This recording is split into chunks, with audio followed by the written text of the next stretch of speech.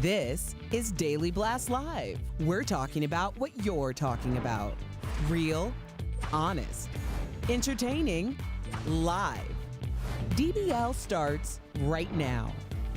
Welcome to DBL. It is... Oh, it's Friday. I know. I forgot. Honestly, all the days That just like... It's like one big day.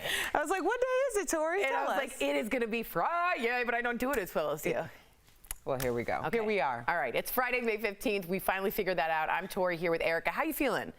I feel good. Yeah. Well, now that I know it's Friday, I feel Better. amazing. Yes, yes. I can How are make you your day. feeling? I feel really good. I'm going to put in some poppies in my garden today. Oh, Yeah. Yeah, you've been like green thumbing it up. I've been trying to. I don't really know what I'm doing, but I'm excited. Well, it's always good to try. It is good to try. Right now, we also have the one, the only, Lindsay Granger joins us from home. Lindsay, how you doing? How you doing? I'm good. I feel like Erica, I don't know what day it is, but I'm happy that it is a day and I'm working. Exactly. It is a day. You're absolutely right. It ends in a Y. That's all you need to know.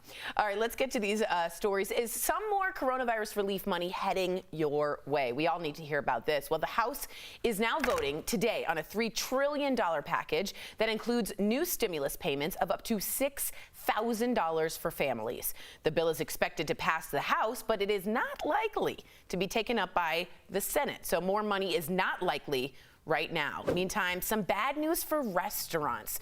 A new report suggests that as many as 1 in 4 restaurants may have to close permanently. I'm a foodie. This is crazy. So is Erica. Some are trying to reopen while making big changes to keep diners safe. So McDonald's has unveiled its plan. It includes cleaning the touchscreen kiosks after each use, placing closed signs on some tables to promote social distancing, and scrubbing the bathrooms every half hour. Other restaurants have come with some creative ways to make diners feel more comfortable. Check out what this well-known Virginia restaurant posted. Those are well-dressed mannequins. Not at all scary. Nope. Employees plan on seating them at empty tables. Dude, not okay. A restaurant in Amsterdam, this is cool, came up with this concept. Those are greenhouses, and they're over every table to keep folks separated. I find that romantic. This, not so much. Finally, check out this pool noodle concept for diners. You can tell this is amazing. The restaurant hands out hats to wear on your head so you can make sure people don't get too close to your noodle. This is where we are, guys, in 2020. Erica, first off, let's just talk about the greenhouses. That was my favorite one. What do you think of that?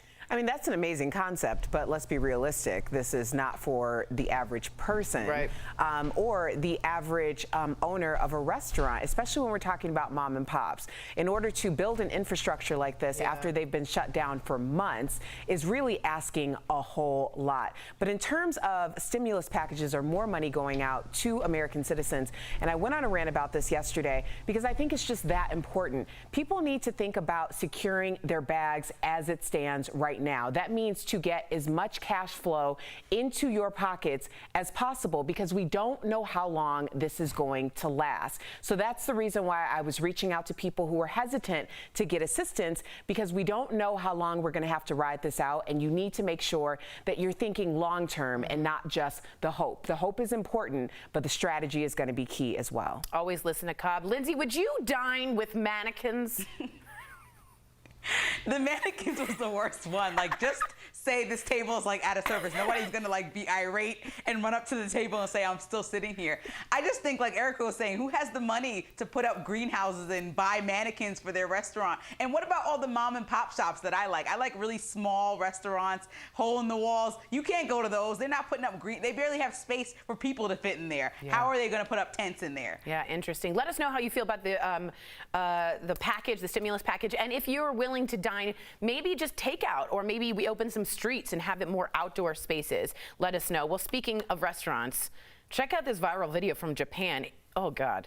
Okay, it shows how easily germs and viruses can spread in restaurants, like we were just talking about. The stuff under the black light shows that only one person is infected.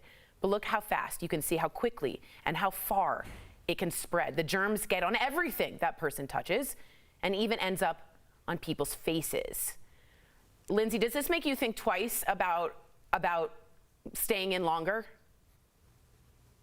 Yeah, because even with things like buffets and that sort of thing, it's like, how are we ever going to know that the germs aren't passing? Yeah. And like Erica was just saying earlier, we don't know when this virus or if this virus is going to come back in the fall. So I am also hesitant thinking about stepping out and doing these leisurely activities as soon as things start to open up, like restaurants. As much as I want to support them, you think about this kind of thing. Like, you don't want to bring it back to your home and possibly get sick, or possibly it lay dormant in your system and you pass it to someone else. Yeah, because it's on the breadstick, the menu, the saying hi to the waiter, you touch a doorknob. What do you think, Erica? This is scary. Well, it's scary, but the fact is it's always been like that. Yeah. When people are saying be careful about door handles, and people aren't necessarily taking care of themselves in terms of being the most sanitary that they could possibly be. So you're actually trying to depend on someone to do something for you that they may not be doing for themselves. I mean, that's a risk factor even before COVID. Yeah, I'd never trust anyone else. Is the rule of the game this Friday. Lesson of the day. Lesson of the day. And don't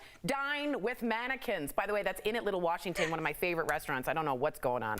Well, we got a new scam alert. This is really important, y'all. What would you do if you received this text, okay? It reads, someone who came in contact with you tested positive or has shown symptoms for COVID-19 and recommends you self-isolate. Get tested, and it then has a link to click on. Well, police say do not click on the link, adding it is a straight getaway for scammers. So be super honest. Lindsay, would you click on it? I think I would.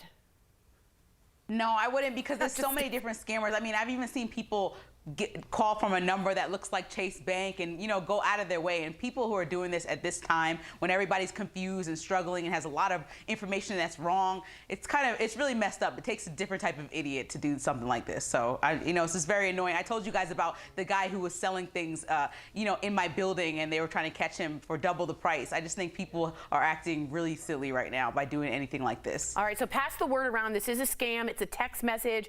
Do not click the link. Spread the word, y'all. We got to get everyone out there. I want to squeeze this story in, Erica. You got to see Kevin Hart surprise the winner of his All-In Challenge donation. So I love this comic. The comedian auctioned off a walk-on role in his next movie. Let's check it out. Henry! Kevin, oh my, Henry! oh my God. Oh, Henry! Look how close I get. Henry! What's up? This is big, man. This is bigger than big. This is huge. Henry, I want to congratulate you. You are a winner. You have won this particular portion of the All-In Challenge. My man, let me break this down to you. Let me get close. That's my face getting real close. Henry, you will be in my next movie. I repeat, you, Henry, you, look at this. You, Henry, you will be in my next movie. I just wish he would open up more, Kevin. He's so shy. Erica, what do you think? He's such a fight. I love him. I really do. I do too. I would love me some Kevin Hart. I think this was so important because a lot of times people feel like big sweepstakes type things like this don't have a payoff. Yeah. And there were two payoffs, because obviously this is going to charity. It's going to people who really desperately need the money. But we also got to see that a regular, everyday person, just like any of us, got to win this amazing prize just by being generous. It's so true. Henry, we're proud of you, Henry. We're so happy. Lindsay, thank you so much. Have a wonderful weekend. Stay safe now that we know there's a weekend coming up, because we know what day it is. We love seeing you. Coming up on DBL, a familiar face on Friday. Dr. Payal Kohli is answering all your COVID-19 questions, and she gives us her silver lining. And later, Erica chats with Hamilton star Daveed Diggs, how his futuristic new show, Snowpiercer, reveals a lot about our society today. And another week of DBL in the books. We couldn't have done it without all our producers who are working from home. And Henry, we'll be right back. We're looking for a few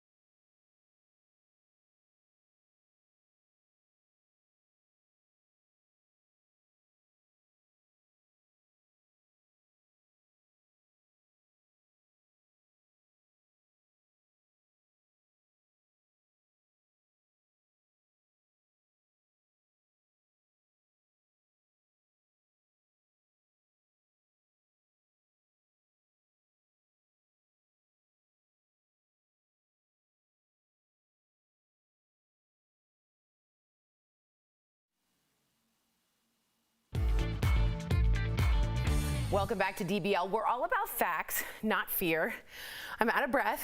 Tori just ran around the whole building. You guys, I had to run to get the VO in, the voiceover, and I thought I was in better shape. I'm not. I'm just not. You want me to help you? No, I'm good. We're providing information to keep you and your loved ones safe. Thanks, Erica. Dr. Pyle Coley joins us live. She should take my heart rate. Oh, look, she's in lemon meringue. Hi. Tori, I'm a little worried. Should I come into the studio and check you out? You know that would be my preference. Before we get to viewer questions, let's quickly talk about testing. The FDA is now warning that one of those popular tests is inaccurate. They say 20 out of every 100 tests will show up as a false negative. This is the Abbott White House test that they've been talking about. What can you tell us? So, Tori, you know, we put a lot of stock into this test, and in the hopes of getting a rapid test, sometimes we have to cut corners. And unfortunately, this test study this week showed that up to 48% of people who have the virus may be coming out negative with this. So you can imagine this is no better than a coin toss, because almost half the people that are infected with the virus are getting a false negative or a hope that they're not infected, and they could then go around and spread the virus to others. So this is a real problem, and they're still looking into why it is. Is it the swabs for the test, or is it the medium that they're using to transport? But what the company has said, and they continue to defend their test, is that if it's positive, you can really hang your hat on it.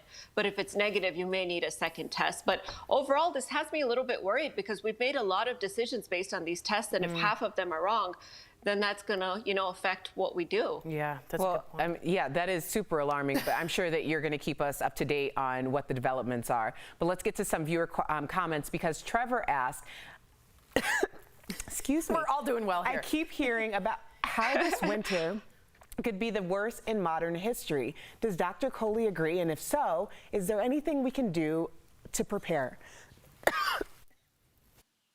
I think I am going to come down and check both of you guys out in just a second here. So, Trevor, that type of language, that the winter is the worst in modern history, generally I find that a little bit alarming and frightening. So I'm not a huge fan of the language, but I do agree with the message that it's sending, which is basically saying that things could unravel quickly. And my main concerns, which we've talked about before, are that most of the states that have opened have ignored the gating criteria, which is that 14-day decline that the White House told us we had to see. And we don't have the testing and tracing in place in most places. So things could get bad this winter, but there is things that we can do. These are mitigation strategies that we can do, and that's what we're doing: the social distancing, the masks, and really avoid the temptation this summer to go to crowded places. I know it's tempting as things open up, but we all have to do our part to avoid that. That's a good point. All right, before we go, I'm so lucky we didn't get one yesterday. It's time for Dr. Coley's silver lining. Oh! That was weird. That was great. Thanks. Your alma mater is working on some cool technology. Tell us all about it. Yeah, I'm really excited. So Tim the Beaver from MIT has matched up with John Harvard, who's Harvard's mascot. It's kind of weird to have a person as a mascot, but whatever.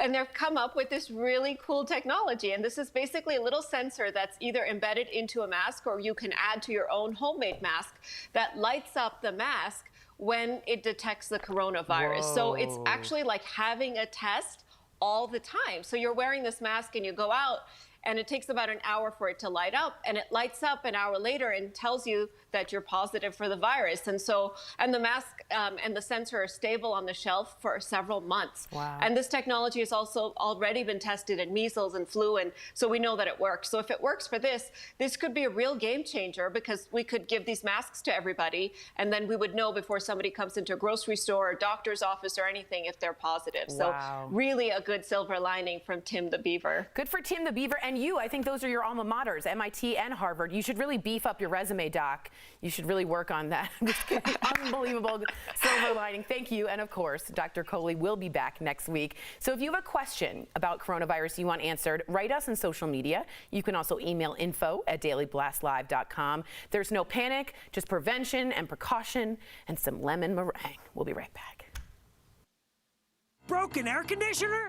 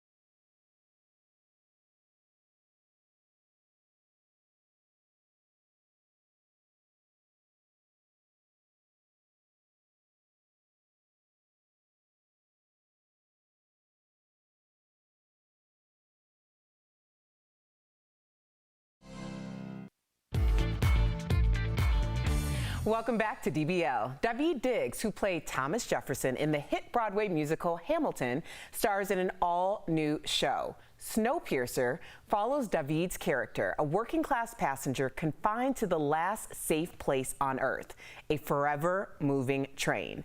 Now, earlier, I caught up with Daveed to talk about this post-apocalyptic thriller in today's Chatting with the Stars. Daveed Diggs, welcome to Daily Blast Live. I'm so excited to have you on. Now, I have to start off with a well-being check. Are you coping in a way that you could share with us, give us some advice? Well, I think I am, first off, I think luckier than so many people. I'm safe, I'm healthy, I have a great place to be sheltered, and my family and my friends are safe. And so that I am grateful for. But I think, like everybody else, I imagine, like the days alternate from being really great to being just like riddled with anxiety and uncertainty, and sometimes it's like hard to get up. And I think, we should be accepting of that and making space for all of that, and looking for the things that give us joy. Yesterday must have brought you some joy because Lin-Manuel Miranda just announced on Twitter that Hamilton is coming to Disney Plus 1 whole year early. Were you shocked to hear that news? I was definitely shocked, but excited, once again, like excited for the joy that will bring people. It brings a little bit more anxiety to me. I've never had to watch myself do that. And so, and that I think was a little bit of a saving grace for me. I assume at some point I'm gonna like pull my hands away from my eyes and watch it. But so much of that experience was so joyous. So it'll be cool to relive that, and at the very least to watch everybody else's brilliant performance in that show, even if I have to close my eyes when I'm on stage. I understand that completely. Now let's talk about Snowpiercer, because it's a sci-fi thriller about class, warfare, and social injustice, and you play the lead, Leighton Wells. What can viewers expect from the upcoming season, and what struggles will you face? Andre Leighton is, he's a pre-freeze, the world freezing over, was a homicide detective, and now he's living in the tail, which are essentially stowaways. They're people who boarded the train in kind of a last-ditch effort to save their lives, and who have been allowed to stay there, but who don't enjoy any of the benefits of train life, And this train has a very obvious class system, starting in first class and working its way all the way back to the tail. People in first class are enjoying all the luxuries of a first class train passage. It's interesting to me that the same themes that are playing out in Snowpiercer are also playing out in real life in our society, race and class. And we think of all of the headlines that have been coming out, including just unfortunately with Ahmaud Arbery. Yeah, I mean, I think it does what good science fiction tries to do, which is make really obvious the thing that it's trying to examine, and give us a little bit of cognitive distance from it so that we can examine it, right? And I think one of the things Snowpiercer is really discussing is resource scarcity as it relates to class. And if we're in a closed system with limited resources, why is it that some people should have more access to them and enjoy greater protections of their access to them than others? And what kind of a society does that lead to? And is that the one we really want to participate in? Well, I appreciate you being here today. And you can catch Snowpiercer every Sunday on TNT. Listen, you've been an absolute pleasure, and thank you for chatting with us. I just absolutely adore you, and we'll be right back. Promotional consideration is brought to you by... If your credit